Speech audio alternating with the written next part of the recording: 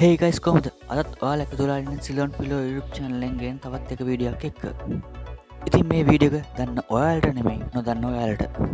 මාසෙන් මාසෙට 6.49ක් කියලා ගන්න තියෙන Canva Pro account එක.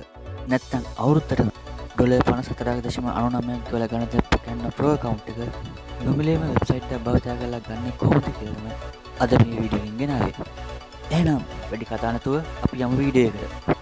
හරි, මුලින්ම ඔයාලා යන්න වෙබ් බ්‍රවුසර් එකට ගිහලා Canva කියලා සර්ච් කරන්න. ඒක දකුණු අත පැත්තේ තියෙනවා sign up කියලා බටන් එකක්. ඉතින් ඔයාලට ඒක sign up වෙන්න ඕන. හරි, මම දැන් sign up වෙලා තියෙන්නේ. දැන් මෙතන ගිහලා ඔයාලා සර්ච් කරන්න ඕනේ ඒකේ bingo tingo කියලා. ඊට පස්සේ මුලින්ම පේන link එකට යන්න. දැන් scroll කරලා පල්ලෙහාට යන්න.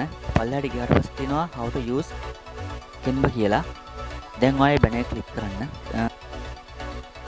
ක්ලික් කරාට පස්සේ ඔයාලට ඇඩ්වර්ටයිස්මන්ට් එක පොප් වෙයි. ඒවා කට් කරලා දාන්න.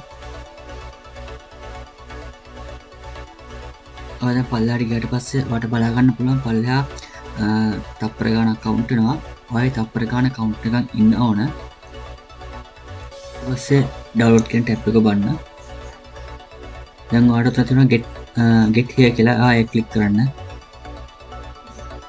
හරි, ඔයා කෙලින්ම ඔයාගේ Canva Pro account එක කෙලින්ම log වෙනවා. ඔයාලට දැන් පුළුවන් ඔයාගේ ඕන වැඩක් Canva Pro හරහා කරගන්න.